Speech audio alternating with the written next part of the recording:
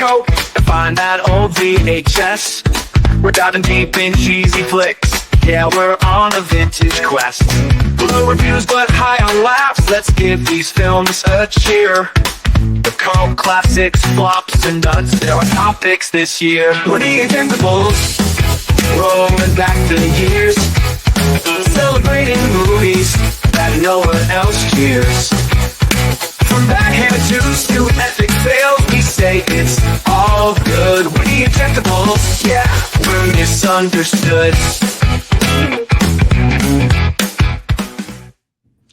Welcome back to the Ejectables, where movie enthusiasts Bill, Ian, and Joe talk about movies that have been overlooked or otherwise panned. And tonight we have a wonderful guest, Jenn Lloyd. She's a TV writer. Welcome, Jenn. Thanks so much for being here tonight. Jenn!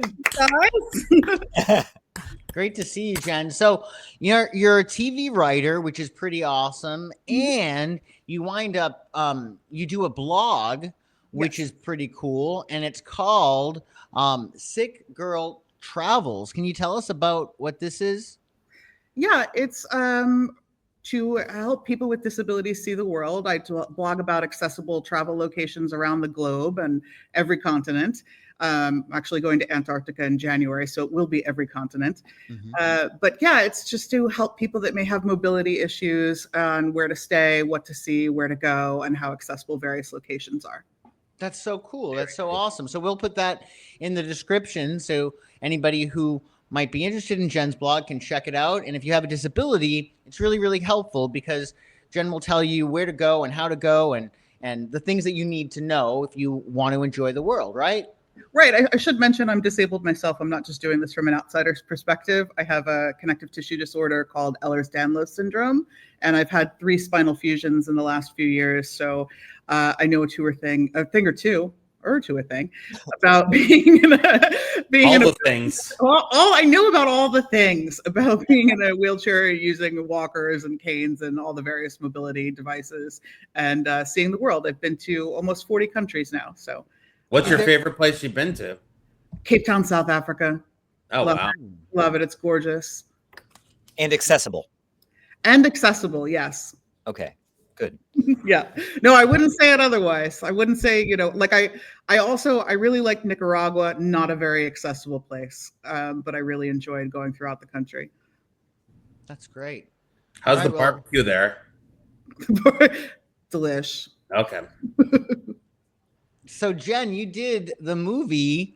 You're going to be celebrating with us, Armed and Dangerous. Why did you choose this film? This is a great flick, but what did you love about it? I loved this film when I was a kid. My dad had rented it from the video store and dubbed it, of course, as he was wont to do with every movie that we rented. And I watched it so many times with my siblings that we wore out the VHS. It is a really fun, great buddy cop sort of film, and I think, yeah, there you go, and wildly underrated. It's John Candy and Eugene Levy, and what's not to love about John Candy and Eugene Levy, especially the two of them together? I think there's a lot of quotable lines, and it's got a ton of action as well. I think it's a really enjoyable flick. What's your favorite line? Meg Ryan's line, now just remember, when you pull the trigger, the bullets come out going very, very fast. It's a great scene where she's training them to be armed guards, and of course everybody's bumbling and should not be holding a weapon, and it's a great scene. But yeah, I think, it came out, I believe August 15th in 86, and it was against The Fly. So maybe if you were in the mood for some lighthearted, less existential fare, maybe you saw Armed and Dangerous. But it was directed by Mark Lester, who you might know from such campy hits as the disco musical Roller Boogie, or the adaptation of Stephen King's Firestarter, or of course Arnold Schwarzenegger's Commando.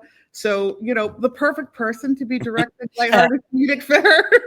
Not to credit shame anyone, you can IMDb me, but yeah, it's just an odd choice, I think. But it was written by Harold Ramis, who, of course, Ghostbusters, Back to School, great comedic writer. But I guess when he saw the final cut of this film, he wanted his name taken off it altogether, which I don't really get, because I think, it's a pretty good flick, I guess, in comparison to his other stuff, maybe not as, doesn't hold up as high, but still really, really worth watching. But in the end, he only succeeded getting his name off as a producer. So it's still on there. And I guess he and Lester had a ton of infighting about what the tone of the film was going to be. Because, Ramis really wanted it to be this lighthearted buddy cop slapstick film. And Lester wanted it to be an action thriller with comedic elements. And, I won't sell it short on action because it is action packed. There are some great car chases in this film and a great, shoot 'em up, wonderful bit of action. So, it's a good mix. I do, as a comedy writer, if I had one bone to pick with this movie, I think that it should have more hard jokes. What just would have been nice, but it's still there. It's really charming chemistry between Candy and Eugene Levy, and there's tons of comedy to be found and tons of action. So I super enjoyed it. I mean, I don't know how you guys all felt.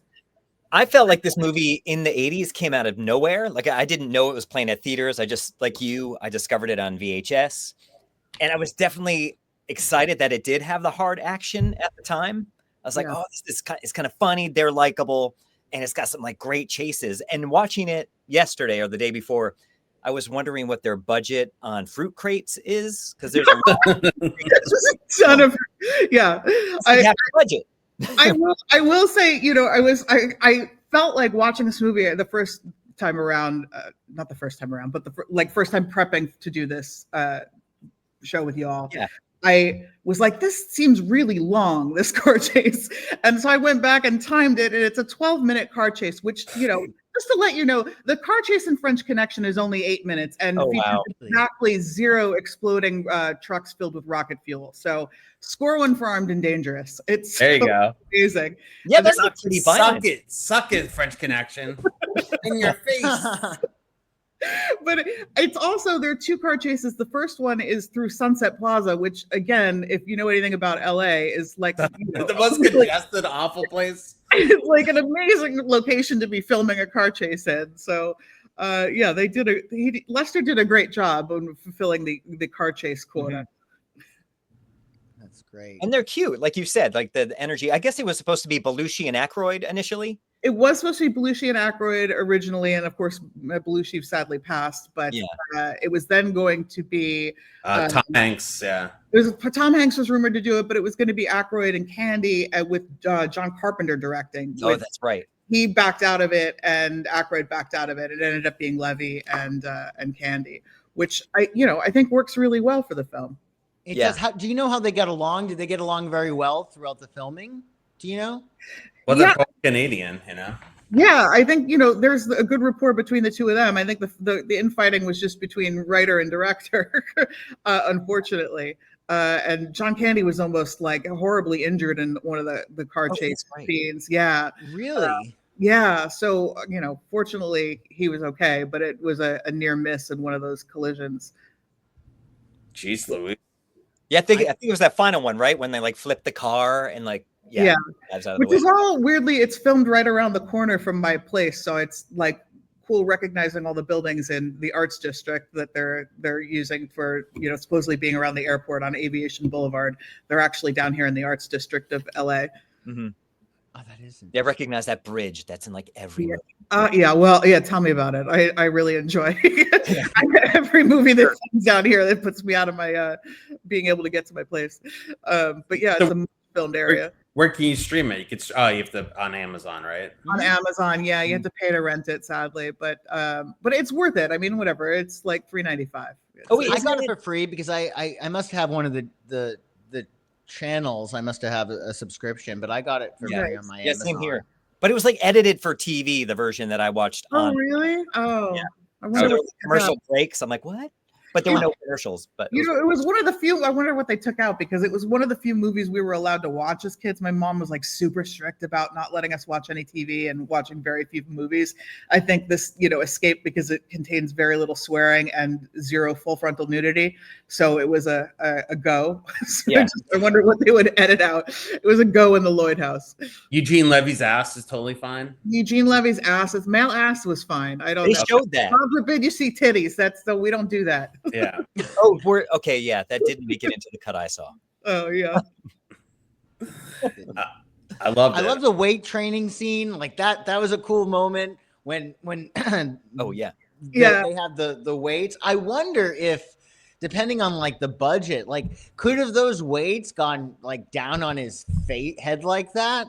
I wonder, like when they were shooting it, if it was like propped in such a way so there was no chance of him getting injured. But that was like a real cringy moment. I think they used one of the fruit crates and painted it. Yeah. Yeah. That- There was no fruit on craft service. Everything was used for the movie. A lot of like applesauce and stuff. That's a famous gym in LA in the 80s. They used to, it's called the Sports Connection. Yeah, that's in WeHo, right? Yeah, now they call it the Sports Erection. That's Real? yeah, it was based for John Travolta and Perfect, that gym. Oh yeah. Where is it? I think it was on Sepulveda and Westwood or something like that. Yeah. The big mansion that they have the party at too, I think, is the Beverly Hillbillies house.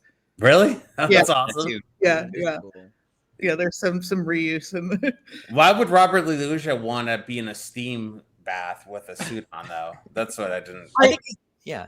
suspension of disbelief, Bill. I don't know. It's That's to play a bad guy. Isn't he normally likable? In this, he got to be the heavy. Yeah, yeah. Well, he loves Tropicana orange juice also. So I love that commercial. Yeah. Thumbs up on that commercial too. I love it.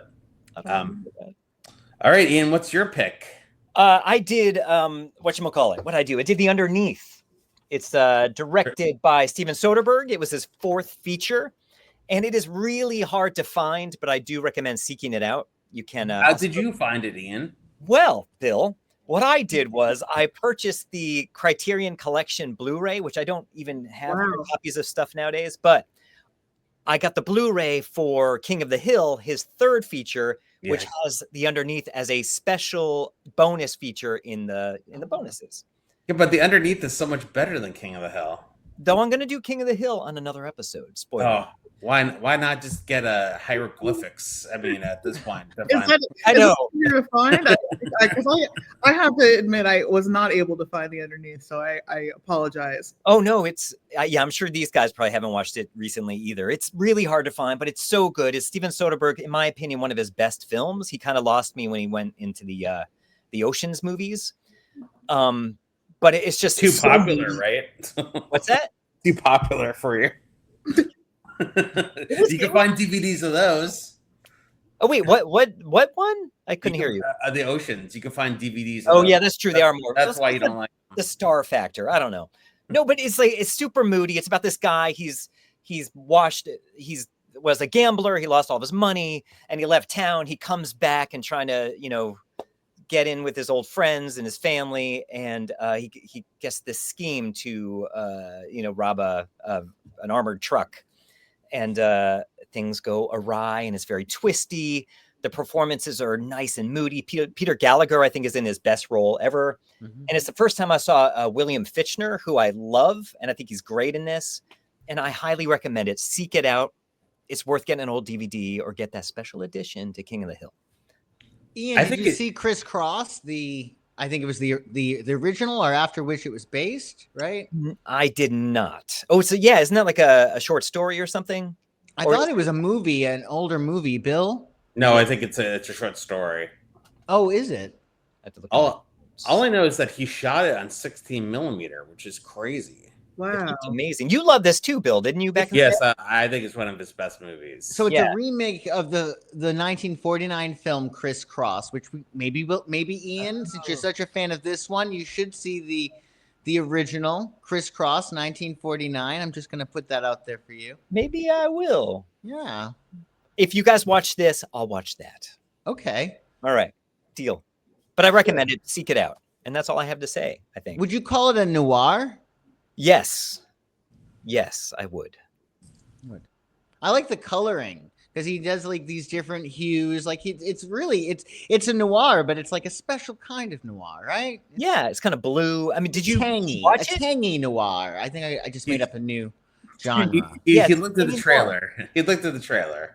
You get a vibe for how it looks in the trailer. I respect it. It's beautiful. It's 16 millimeter. It's crazy. You have to be so precise if you're shooting on 16 millimeter. I mean, he's the man. Yeah, that's It's got a impressive. great soundtrack by Cliff Martinez. It's just so good. All right, I love it. Yeah. Who's next? Joe? Well, Oh no. I did a movie. You probably have not heard of this, called Mortal Passions. And okay, I understand that this is a terrible movie, and that is why I am celebrating it, because sometimes you need a movie that is light, but you're not in the mood to laugh. You ever have those times you want something that you don't have to really think? You want it to be light, you want it to be really, really clear, but you don't want it to be this like hokey, laughy thing. You want it to be so bad that you don't have to pay attention. 90 minutes in and out. And I think that that's really important, these Lifetime type flicks, because this is such a Lifetime type flick. Essentially, it's about this chick. It's so goofy. This chick is a gold digger, and she's trying to get her husband's money, and then the brother winds up coming, and she'll seduce anyone to get this guy's loot. And the brother is taken by her feminine wiles, of course. So it's a terrible film. But again, like sometimes you need those ones that are very, very obvious, that aren't, trying to make you laugh. You don't have to think. And, it's so scene chompy that you can't help but just, relax and enjoy that 90 minutes. I gotta say, the final line of the film did me in, because it's after all this drama and all this like murder and deceit, and he just lays back on the couch and goes, "Maybe I should get an interior designer." Oh man. And delivered perfectly, like chef's kiss. It's so good. Didn't they like drive off a cliff at the end too? Yes, Like, yes, yes. Oh my God. Joe, I'm so happy that you said that you don't think this is a good movie, because when I was watching it, I'm like, Joe thinks this is good. I really thought like you're mad at us. Yeah. I had to question the whole theme of the show. I was like, I thought these were like good movies that we should rediscover. I didn't know.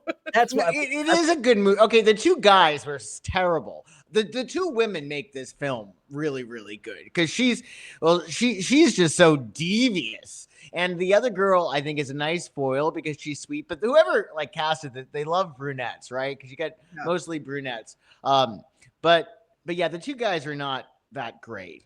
I think Zach Galligan was trying to go dramatic, and he is maybe not his wheelhouse. No. But no offense to him, he was good in Gremlins. Who was this? The brother or the lead guy who's like the lead guy who was around. in Gremlins. He was? Oh. Yes. Yeah. He was the star of this movie. He was the main character. Yeah. Okay, so this main character, is he pretty big? Did I just forget about him? He was in. He was at the time. He's the Christmas monologue of Gremlins too. That's some great acting. Yeah, that's yeah. Did you feel bad for him? Because the thing, what's interesting? Okay, there is an interesting thing about this. He is like loaded. He has a house that he could sell, and he is making his wife cocktail waitress at, what's the name of the place? Not Hooters. Grinders.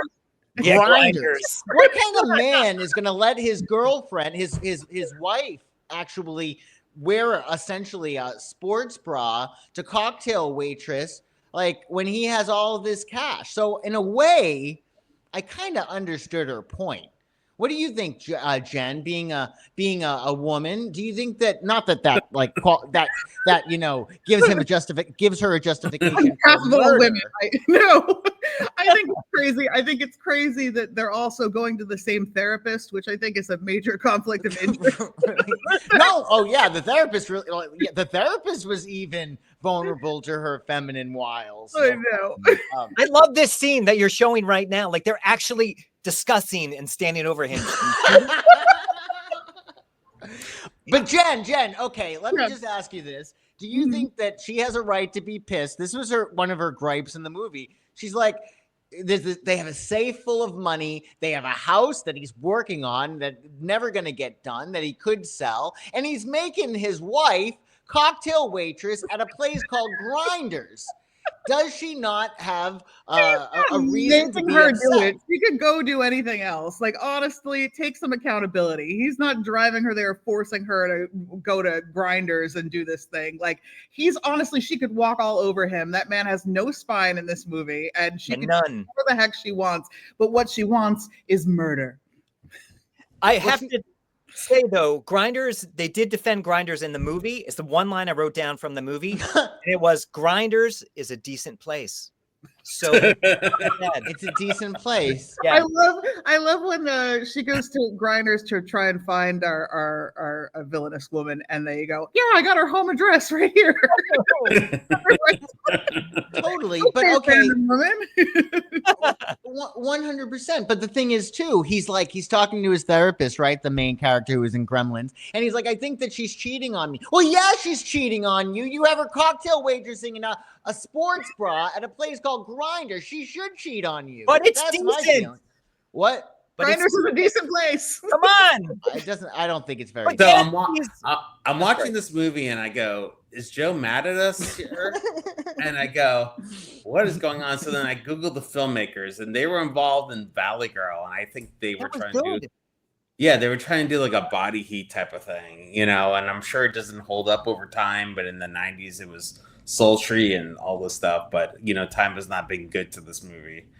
But yeah, there's a scene where she's making love to her, her mistress, and the brother walks in and shoots her lover, and this is the other scene, and then she comes on to the brother who had just shot her lover, and they start having sex right next to the dead guy on the floor. Yeah, it's great. It's like, "Oh, I'm in the mood. You just killed my lover." Sure. Well, in all fairness, Ian, they do say sex and death are pretty close. Like, people get horny after funerals, they say. Oh, okay, that makes sense. Who says this? The Night Stalker? Look it up. They say the French for orgasm is le petit mort, which is the little death. The little death. Exactly. Thank you, Jen, for backing me up. Sex. John Wayne Gacy said this. What? So I think, Ian, in all fairness, she throws himself, because I think her psychology, not that she's a very psychologically well-drawn character necessarily, but it's her only weapon. It's the only thing she knows what to do. So when she thinks that her life is in danger, I mean, it is a smart move if you look like her to do that in order to keep herself safe. So I kind of get the fact that she could do it is pretty impressive, but I understand why, because number one, that's how she gets her way in the world by seducing men. And two, it is a good thing to do in order to protect herself in case she thought she was his next victim. Oh, wow. I don't know. That's. Have you never had sex next to a dead body, Ian? Is that what you're saying? Not yet. Twice. Just twice. Okay. Yeah, just twice. I don't know. Anyway, listen for women. If your lover's killed, then this guy comes and then just give in. I don't know.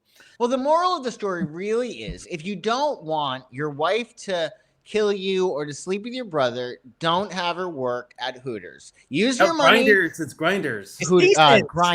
Grinders. Use your money for your house that you're never going to fix because you can't even do that, or use the money that's in your safe to keep her from having to work at Hooters? Grinders. Yeah. There's a very strong. It's like you haven't even seen the movie. Sorry? I don't know what those two ever saw in each other, those crazy kids. I know. It's true.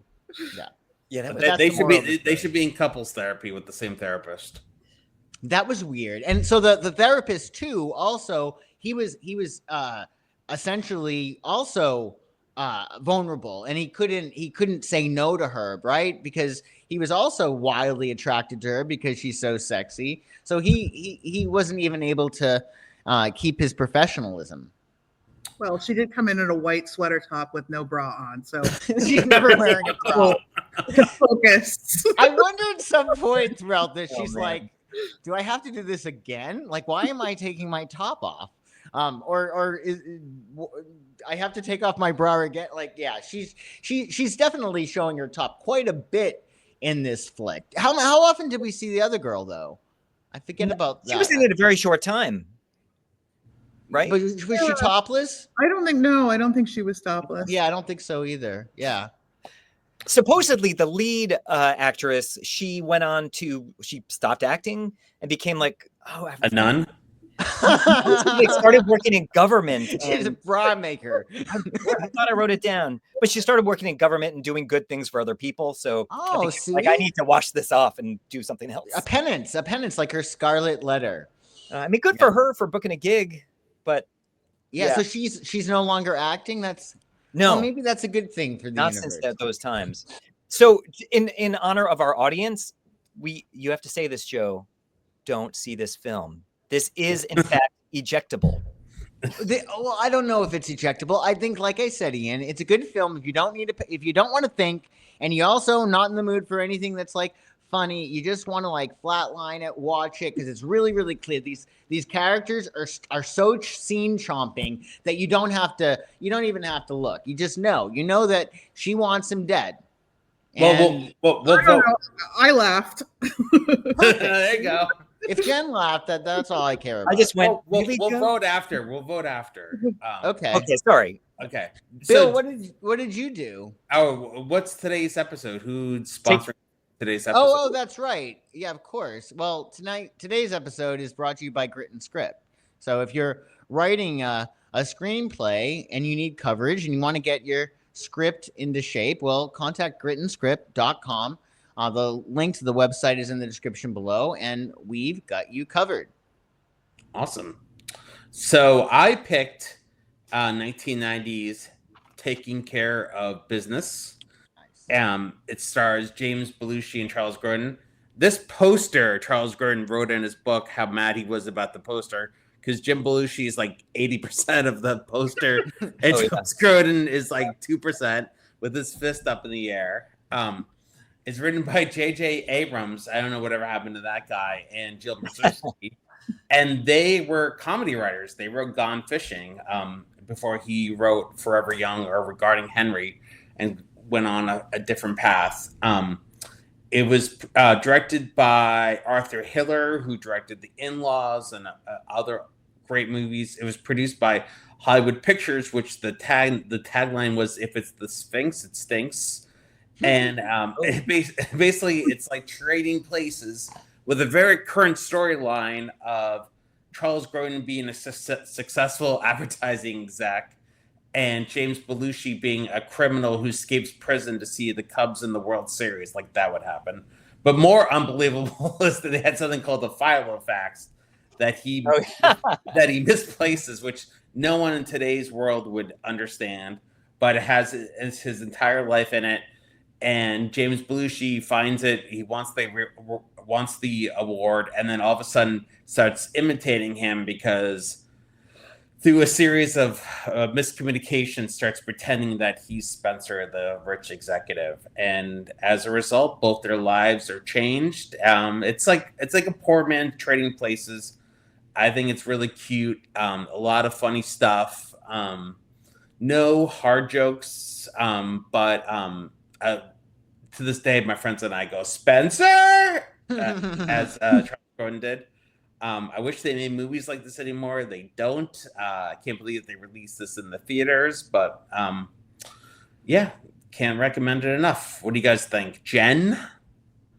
I liked it. I think it's an enjoyable little, like you said, Trading Places type movie. It's got its cute moments. It's not enough hard funny for my taste again, but yeah, good flick. Yeah. Ian? I had never seen this in its day. I do remember it coming out, but and I used to see everything, but I found it surprisingly charming from one of these kind of late 80s, 90s comedy rompy things. But no, it was cute. I did not dislike it. Joe, what did you think? Like it. Well, I like Jim Belushi, so he can do very little wrong in my eyes. So I thought it was a very good flick. Very enjoyable. Yeah. Was he the top choice for that role, or was he that big at the time? I forget. It was that big. He had to deal with Disney, so he did Mr. Destiny. He did K-9, which was Universal. They tried to make him into a really big star, The Principal and stuff like that. And okay, you're right. Okay. Charles Grodin, yes, he got so mad about that poster. I don't blame him. I didn't even realize that was he on the poster. So now I see it. Well, he Yeah. is the star. I mean, Yeah. he has more credentials. He's more famous. I mean, at the end of the day, don't they just want to make sure that they make it not just a good film, but they want to make money. So Jim Belushi's more of a star. So it makes sense that he was on the cover, right? Or Yeah, that he was that like big. I feel like it was before Beethoven, but Midnight Run came out in '88. So Yeah. and they didn't want him for Midnight Run. That movie only got made because Lou Wasserman was in the hospital. It originally was supposed to be Cher and Robert De Niro at Paramount. Really? And then they went to Universal, and then the president of Universal said, because why the fuck are we making a movie with Charles Grodin? Well, one of the greatest movies of all time just got made through happenstance. But yeah, J.J. Abrams was a comedy writer with Paul Mazursky's daughter, and then right before this movie, he tried to be an actor, and he's in 6 Degrees of Separation. He plays one of the spoiled kids from the Upper West Side. It's really funny. So you can check that out. Yeah, which is a great watch. It. You could do that for our show. I know. I love that movie. Yeah. Yeah. 6 Degrees? Yeah. Is it an ejectable though, or was it panned? No, it wasn't about Pandas. It wasn't a big hit. No one really talked about it. Oh, right on. 6 Degrees is a great movie with great lines, especially. Yeah. My sister used to see the guy that it was based on all throughout New York. It was crazy. Really? Huh. Yeah. Was this movie panned, or was it just not recognized? Taking Care of Business? Did it panned and not big box office? Yeah. Okay. Because Hollywood Pictures, so Disney had adults, so they had Touchstone, and then they had Hollywood Pictures, and except for a couple movies, they kind of struck out. They made what they called doubles and singles, thinking that they could make 10 movies for like $10 million, and in one hit, that was a good profit margin. But most of the movies were not really good. Do you know what it came out against? I don't know. I know it came out over the summer, and I remember Charles Grodin being on Arsenio talking about a file of facts and why it's such a bad idea to have all your information in one piece. Well, if I didn't bring butts and seats, I don't know what will. I know. But yeah, totally recommend it. It's on Amazon Prime with one commercial break, so you can stream it for free, and the theme song will be in your head forever. Well, yeah. I mean, it's a great song. So do you think that a long time ago it was easier? Obviously you can't with copyright. Titles aren't copywritten, so they could grab the title, but to grab the song for that flick, was that more less costly back then? Or it was originally called File of Facts, and then the people who own File of Facts said you can't name a movie File of Facts. It really was? Yeah. Wow. Yeah. So they had to. So back in the day, they just paid the person and paid for the song rights. Yeah, that's what they did. Yeah. But it's more expensive today. Like if they wanted to do that and wanted to use maybe not that song because it's older, it would be more expensive today as opposed to before. I don't know, because the only way a lot of musicians make money is touring or through commercials. So I think that Taking Care of Business, it's a great title for the movie, but. But I think the script had file effects on it. Yeah, they had to change it. I think they did a good job changing it to Taking Care of Business. I would never see a movie called File Effects, I may have seen it if that was the title back then. Oh. Maybe that's why. I don't know. All right, so let's take it back. Jen, you can't pick yours. What movie do you pick as the top ejectable movie for today? I have to go with you, Bill. Taking Care of Business. Taking Care of Business, yeah. Ian? I have to go with you as well, Bill. All right. No offense to you. I loved it. 80s me would have gone for your film, Armed and Dangerous, but nowadays me is going to go with. I'm sorry. Joe? I have to go with Armed and Dangerous. Thank you, Joe. You're welcome, Jen. Yeah. Okay. I like John Candy an awful lot. I like John Candy a little bit more than Jim Belushi, so I have to go with that. I'm going to go with Armed and Dangerous, so it's split. So both Armed and Dangerous and Taking Care of Business get the Samurai Cop Face Award. Yay! Mortal Passions has been robbed. And the other piece. The Underneath is actually good. Definitely don't see Mortal Passions. Don't see Mortal Passions. We love you, Joe. All right. Thank you for doing this, Jen. You're so welcome. Thank you for having me, guys. And what's your not podcast, your thing? My blog. It's your blog. Sorry, my brain is not working today. It's okay. Sickgirltravels.com. Sickgirltravels.com. Thank you. Yeah, check that out. The link to that is in the description below. And yeah, this was a lot of fun. So make sure you're checking out. First on your list has to be Mortal Passions, of course. That's highest priority. Definitely don't watch Mortal Passions. But also take care of business. The Ian, yours was The Underneath. No. Yes. Yes, The Underneath. One of the best movies in the 90s. If you have a time machine that's 1995, you could see it in the theater. That's the only way you can watch the internet. I saw it twice at the theater. Yeah. Come to Ian's house. Yeah, come to my house. I'll show you. Armed and Dangerous. And what was the other one's name again? Taking Care of Care. Business. Yeah. Which So you see voted all against those. because you're mad. Yeah, exactly. All right, everybody. We'll see you next time. Thanks for tuning in. Thanks. Bye. Thanks, Bye, Jen. buddy.